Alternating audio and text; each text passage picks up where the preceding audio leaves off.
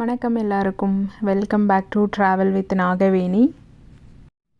இந்த வார வீடியோவில் கோப்பன்ஹேகன் டென்மார்க்குடைய ட்ராவல் வீடியோவை தான் பார்க்க போகிறோம். இது பார்ட் 3.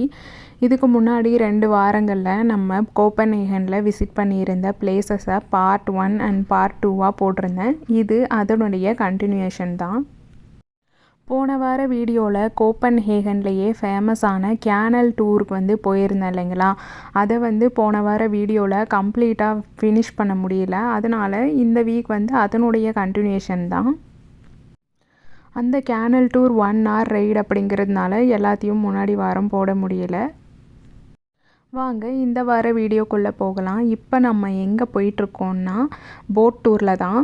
இது ராயல் ரெசிடென்ஸ் எனக்கு பின்னாடி இப்போ நம்ம பார்க்குறோம் இல்லையா அந்த இடம். இங்கே மார்பிள் சர்ச் இருக்குது. அதுக்கப்புறமா அந்த ராயல் ஃபேமிலி ஸ்டே பண்ணி இருக்கிற அந்த பேலஸுமே இருக்குது. அதனுடைய பேர் என்னென்னா அமலியம்பர்க் பேலஸ். இந்த இடத்துல வரும்போது எப்பவும் போல் அந்த டூர் கைடு அந்த பேலஸு அந்த சர்ச்சு அதை பற்றின சிறப்பம்சங்களெல்லாம் சொல்லிகிட்டே வந்துட்டுருந்தாங்க. இந்த இடத்த நான் போட்டில் இருந்து மட்டும் பார்க்கல. இந்த போட் டூர் முடிஞ்சிட்டு நான் அந்த அமலியம்பர்க் பேலஸை தான் விசிட் பண்ணியிருந்தேன். அது மட்டும் இல்லாமல் அந்த மார்பிள் சர்ச்சையும் விசிட் பண்ணியிருந்தேன். அதை நம்ம இந்த வீடியோவில் பின்னாடி பார்ட்டில் பார்ப்போம். இந்த போட் டூருடைய சிறப்பம்சம் என்னென்னா, இந்த டூர் முடிகிற வரைக்குமே அவ்வளோ குட்டி குட்டி பிரிட்ஜஸ் வந்துகிட்டே இருந்தது. அது மட்டும் இல்லாமல் இந்த கோப்பன்ஹேகனில் இருக்கிற எல்லா அட்ராக்ஷன்ஸையும் நம்ம நடந்து பார்க்க முடியும். அதே மாதிரி இந்த போட்டில் போனோன்னா எல்லா இடத்தையுமே இந்த போட்டில் இருந்து பார்க்குறதுக்கு ஒரு வாய்ப்பாகவே அது அமையுது.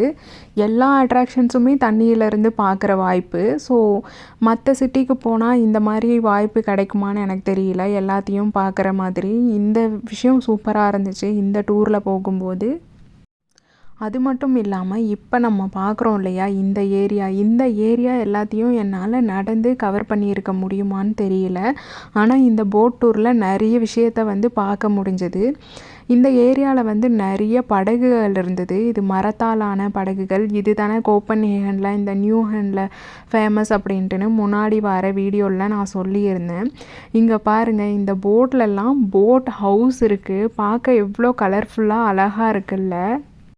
இந்த படகுகள், இந்த கப்பல்கள், அதுக்கு 2 சைட்லேயும் இருக்கிற வீடுகள் அப்படின்னு சொல்லிட்டு எல்லாத்தையும் பார்த்துட்டு போகிறதுக்கு அவ்வளோ ஹாப்பியாக இருந்துச்சு. இந்த கேனலுக்கு 2 சைட்லேயும் வீடு கட்டி அங்கே குடியிருக்கிறவங்கலாம் உண்மையிலேயே லக்கியாக தான் இருப்பாங்க. சூப்பரான வியூ இல்லையா அவங்க வீட்டில் இருந்தே. நம்மெல்லாம் இந்த வியூவை தேடி ஒரு நாட்டில் இருந்து இன்னொரு நாட்டுக்கு போகிற அந்த நேரத்தில் இந்த இடத்துல இருந்து வாழ்கிறதுக்கான வாய்ப்பு கிடைச்சவங்களெல்லாம் நினச்சி பாருங்களேன்.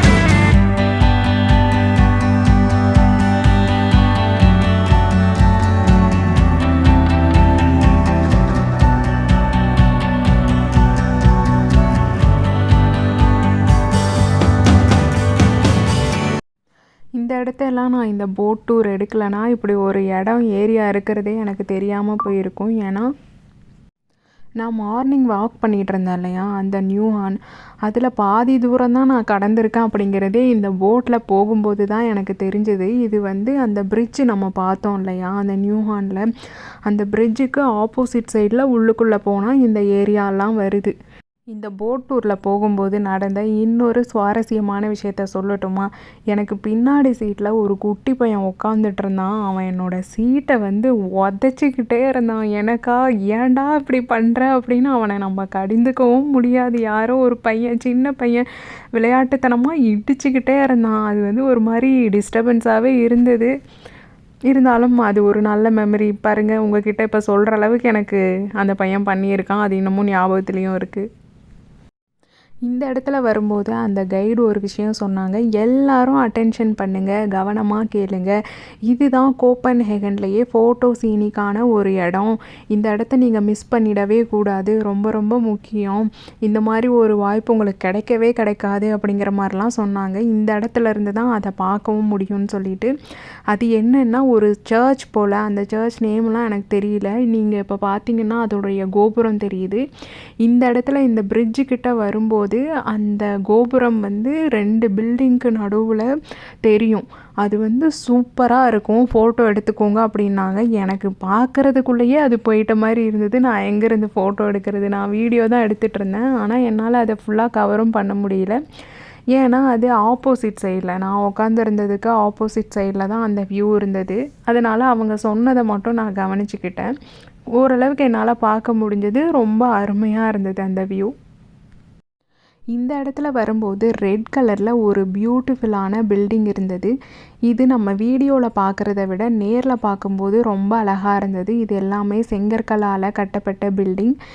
இதை கட்டினது கிங் கிறிஸ்டியன். இது அவருடைய ப்ரூ ஹவுஸாமா அப்படின்னு சொன்னாங்க. அப்படின்னா என்னென்னு எனக்கு தெளிவாக தெரியல. உங்களுக்கு யாருக்காவது தெரிஞ்சால் மறக்காமல் கமெண்ட்டில் மென்ஷன் பண்ணுங்கள். அதுக்கப்புறமா இந்த கைடு இன்னொரு விஷயமும் சொன்னாங்க. 17th சென்ச்சுரியில் கோப்பன்ஹேகனில் வாட்டர் வந்து அந்தளவுக்கு குடிக்கிற தன்மையோடு இல்லை போல். ரொம்ப பொல்யூட்டடாக இருந்ததாம்மா. அதுக்கு பதிலாக எல்லாருமே பியரை வந்து குடிக்கிறதுக்கு தான் ப்ரிஃபர் பண்ணியிருக்காங்க போல். ஏன்னா பியர் வந்து அந்தளவுக்கு தூய்மையாக இருந்திருக்கு வாட்டரை கம்பேர் பண்ணும்போது. 17th சென்ச்சுரியில் கோப்பன்ஹேகன் ஆர்மியில் இருந்த எல்லா சோல்ஜருக்கும் 10 லிட்டர் பியர் வந்து அவங்களுடைய சேலரியோடு சேர்த்து கொடுப்பாங்களாமா. அதனால் அந்த காலத்தில் ஆர்மியில் இருந்த எல்லாருமே ரொம்ப ஹாப்பியாக இருந்திருக்காங்க அப்படின்ற மாதிரி ஃபன்னியாகவும் சொல்லிட்டு வந்தாங்க. அது கேட்குறதுக்கு ரொம்ப நல்லா இருந்துச்சு.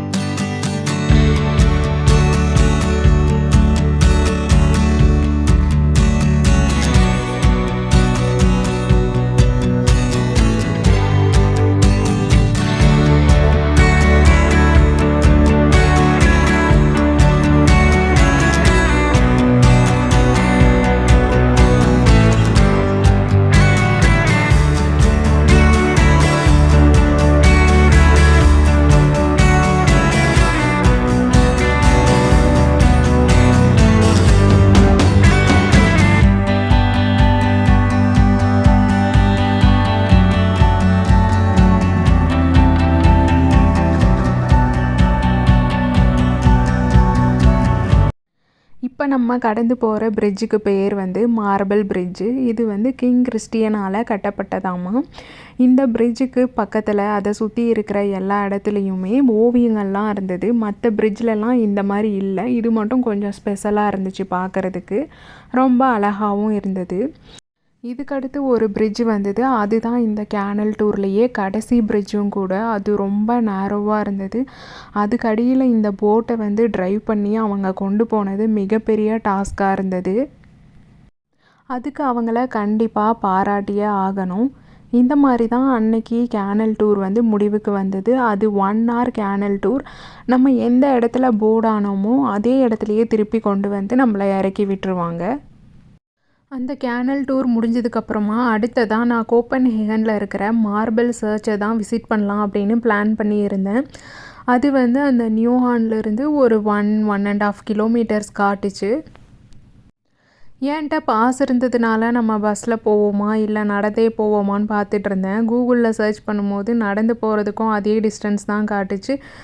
பஸ் இல்லைனா மெட்ரோ அதில் போகிறதுக்கும் அதே டிஸ்டன்ஸ் தான் காட்டுச்சு. அதனால் நம்ம நடந்தே போவோம் அப்படின்னு சொல்லிட்டு நடந்துட்டு இருந்தேன். நான் இதுக்கு முன்னாடி வாரங்களில் சொன்ன மாதிரி கோப்பன்ஹேகனில் எல்லா அட்ராக்ஷன்ஸும் மோஸ்ட்லி பக்கத்தில் தான் இருக்குது. அதனால் பாஸ் நம்ம எடுக்க தேவையில்லை. நான் எடுத்தது வேஸ்ட்டாக தான் போச்சு.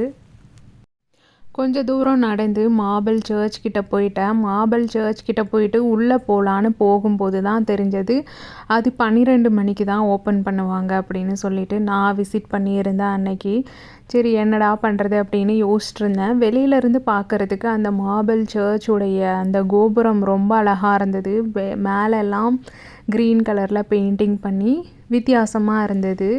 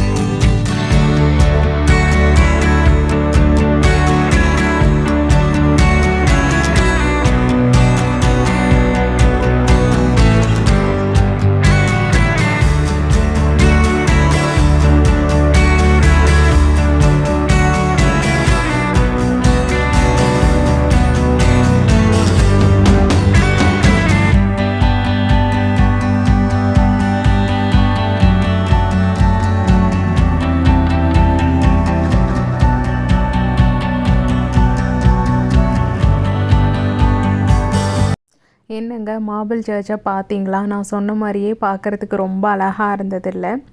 இதுக்கு ஆப்போசிட்லேயே தான் அந்த ராயல்ஸ் இருக்காங்க இல்லையா, அவங்க தங்கி இருக்கிற அந்த அமலியம்பர்க் பேலஸும் இருந்தது.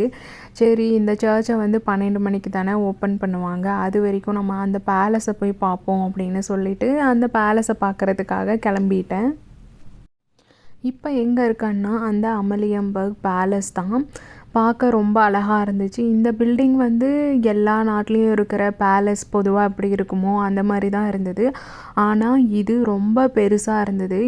இந்த பேலஸுக்கு நடுவில் இருக்கிற அந்த கிரவுண்டு ஒரு பெரிய ஸ்கொயர் மாதிரி இருந்தது. பொதுவாக யூரோப்பியன் கண்ட்ரீஸ்லலாம் ஒரு ஸ்கொயர் இருக்கும் இல்லையா, ஓல்டு ஸ்கொயர்னு சொல்லிட்டு, அந்த மாதிரி ஒரு மாதிரி தான் ஃபீல் ஆச்சு. அந்த ஸ்கொயரை சுற்றியும் அந்த பேலஸ் நாலா பக்கமும் பில்டிங்ஸால் கட்டப்பட்டு இருந்தது. பார்க்க ரொம்ப அழகாக இருந்துச்சு. இந்த பேலஸில் ஒரு ஃபேமஸான விஷயம் நடக்கும் ஒவ்வொரு நாளும் 12 மணிக்கு. அதை பார்க்குறதுக்காக தான் நான் ரொம்ப ஆர்வமாக போயிருந்தேன். 12 மணிக்கு இந்த விஷயம் எப்படி நடக்கும் அப்படிங்கிறது எனக்கு தெரியும்னா, நான் முன்னாடியே ஐட்டினரி பார்த்துட்டு போயிருந்தேன். கோப்பன்ஹேகனுக்கு 1 டே ஐட்டினரி. ஸோ அதில் தான் போட்டிருந்தாங்க 12 மணிக்கு இந்த அமலியன்பர்க் பேலஸுக்கு போனோன்னா காட் சேஞ்ச் நடக்கும் அப்படின்னு சொல்லிட்டு. அது மிஸ் பண்ணக்கூடாத ஒரு மஸ்ட் வாட்ச் அப்படிங்கிற மாதிரி போட்டிருந்தாங்க கோப்பன்ஹேகன்லேயே. அதனால் நான் அதை பார்க்குறதுக்கு கொஞ்சம் சீக்கிரமாகவே போயிட்டேன். ஒரு 11 o'clock அங்கே போயிட்டேன். அந்த காட் சேஞ்ச் நடக்கிறதுக்கு 1 hour இருந்தது. அது வரைக்கும் அந்த குளிரில் நிற்கவே முடியல. மூஞ்சியில் காற்றடிச்சு என்ன தான் ஜாக்கெட்லாம் போட்டிருந்தாலும், அதுக்கு மேலே தலையில் குள்ளா மாதிரி அந்த ஜாக்கெட்டில் வரும் இல்லையா, அதை போட்டிருந்தாலுமே அடிக்கிற காற்றுக்கு அது கீழே விழுந்துகிட்டே இருந்தது. அந்த அடிக்கிற காற்றுல அது என்னையே தள்ளுற மாதிரி இருந்தது. நம்ம ஸ்டடியாக ஒரு இடத்துல நிற்கணுமே அப்படிங்கிற லெவலுக்கு காற்றடிச்சிட்டு இருந்தது. கடைசியில் எல்லாமே ஒரு மெமரபிள் எக்ஸ்பீரியன்ஸாக இருக்குது. நான் இன்றைக்கி வீடியோ பண்ணுற இந்த நிமிஷம் கூட பாருங்கள், அன்றைக்கி நடந்ததெல்லாம் அப்படியே ரீவைண்ட் பண்ணுற மாதிரி இருக்குது. நான் இந்த காட் சேஞ்சுக்காக அங்கே ஒரு 1 hour வெயிட் பண்ணிகிட்டு இருந்தேன் இல்லைங்களா, அந்த டைமில் பார்த்தா அங்கே ஆளுங்களே இல்லை. நான் கூட இது நடக்குமோ நடக்காதோ, நம்ம தான் ஒழுங்காக தெரியாமல் வந்துட்டோமோ, என்ன ஆளுங்களே காணுமே அப்படின்னு நினச்சேன். ஆனால் 12 மணிக்கு ஒரு 10 நிமிஷம் இருக்கும்போது அந்த ஸ்கொயர் ஃபுல்லாகவே அவ்வளோ கூட்டம், நிற்கிறதுக்கு இடமே இல்லை, அந்த மாதிரி கூட்டம் வந்துட்டாங்க. நான் எதிர்பார்க்கவே இல்லை இவ்வளோ பேர் வந்திருப்பாங்க அப்படின்னு சொல்லிட்டு. இப்போ இந்த காட் சேஞ்சும் ஆரம்பமாயிடுச்சு. நம்ம அதை ஒரிஜினல் சவுண்டில் கேட்போமா?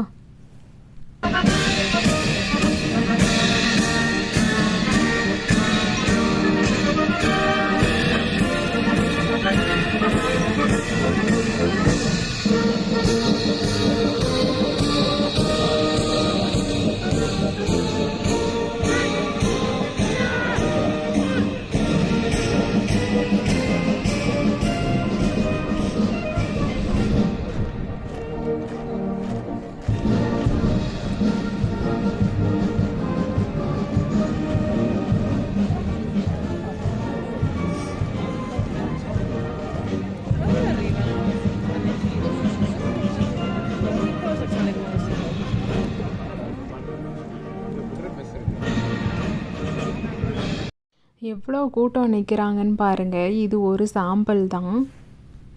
அந்த கிரவுண்டை சுற்றியும் அவ்வளோ மக்கள் இருந்தாங்க.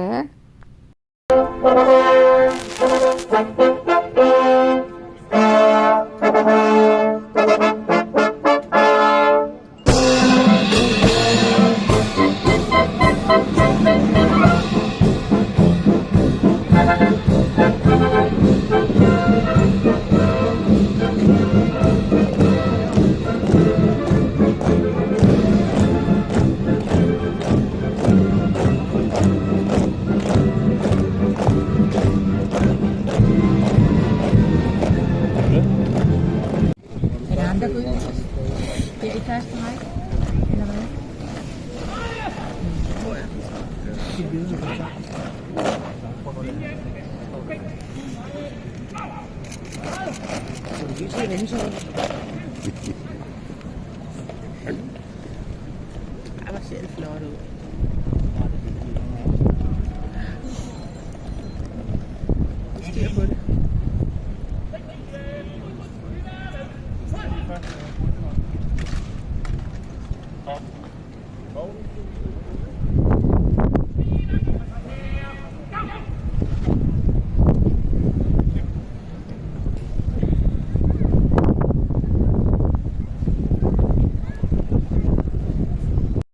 இந்த காட் சேஞ்சுக்கு முன்னாடியும் அதுக்கு நடுவுலையும் ஒரு ஆஃபீஸர் வந்து க்ரௌட் கண்ட்ரோல் பண்ணிகிட்டு இருந்தாங்க. அந்த கிரவுண்டில் எப்படி இருக்குன்னா, மக்கள் நிற்கிறதுக்கு ஒரு லைன் மாதிரி போட்டிருக்காங்க அந்த கிரவுண்டோடைய சென்டரில். அதுக்கப்புறமா இவங்க பரைட் போகிறதுக்கு கேப் விட்டுட்டு அதுக்கு பின்னாடி ஒரு லைன் மாதிரி போட்டு எல்லாரும் அந்த லைனுக்கு பின்னாடி தான் நிற்கணும், இவங்க சுற்றி வர்றதுக்கு இடம் இருக்கணும் அப்படிங்கிற மாதிரியெல்லாம் போட்டு வச்சுருந்தாங்க. அதெல்லாம் இவர் வந்து அரேஞ்ச் பண்ணிகிட்டு இருந்தார். இந்த காட் சேஞ்ச் பார்க்குறதுக்கு அவ்வளோ அழகாக இருந்தது. யூஸ்வலாக நம்ம காலேஜிலலாம் படித்தோம்னா என்சிசி இருப்பாங்க. அதில் அவங்க யூனிஃபார்ம்லாம் போட்டுட்டு பரைட் பண்ணுவாங்க, அந்த பேண்ட்லாம் வாசிச்சுட்டு. அந்த மாதிரி ஒரு ஃபீல் தான் வந்தது. ஆனால் இங்கே நிறைய காட்ஸ் இருந்தாங்க. அவங்களுடைய யூனிஃபார்ம் டிஃப்ரெண்ட்டாக இருந்தது. இது கோட்டை தானே, அதனால் அந்த கோட்டையில் இருக்கிற காவலாளிகள் வந்து எவ்வளோ பிரம்மாண்டமாக இருப்பாங்க. அதை நேரில் பார்க்குறதுக்கு ஒரு வாய்ப்பு கிடைச்சதுக்கு ரொம்பவே ஹாப்பியாக இருந்தது.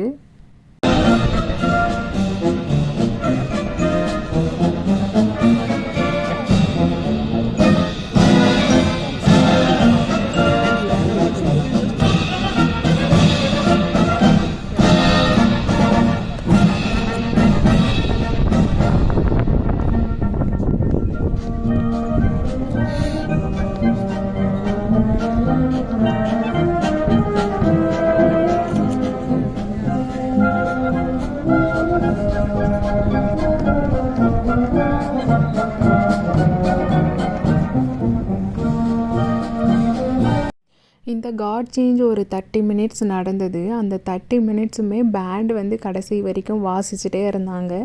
அது நல்ல காதுக்கு இதமாகவும் அமைஞ்சது. இந்த காட் சேஞ்ச் முடிஞ்சதும் நான் அதுக்கு ஆப்போசிட்டில் இருக்கிற அந்த மார்பிள் சர்ச்சை தான் போய் விசிட் பண்ணேன். அது 12 மணிக்கு ஓப்பன் ஆகி இருந்தது. அந்த குளிருக்கு சர்ச்சுக்குள்ளே போனதுக்கப்புறம் தான் ஏதோ கொஞ்சம் வார்மாக ஃபீல் ஆச்சு. அதுக்கப்புறமா அந்த சர்ச்சுடைய ஆர்கிடெக்சர், பெயிண்டிங்ஸு, அங்கே இருந்த காட்கிட்டலாம் வேண்டிட்டு கொஞ்சம் நேரம் டைம் ஸ்பெண்ட் பண்ணிவிட்டு அடுத்ததாக அட்ராக்ஷனை நோக்கி கிளம்பிட்டேன். அடுத்து நான் என்னென்ன அட்ராக்ஷன்ஸை விசிட் பண்ணேன் அப்படிங்கிறத நம்ம அடுத்த வார வீடியோவில் பார்ப்போம். என்னுடைய கண்டென்ட் உங்களுக்கு பிடிச்சிருந்தா மறக்காமல் சப்ஸ்கிரைப் பண்ணுங்கள்.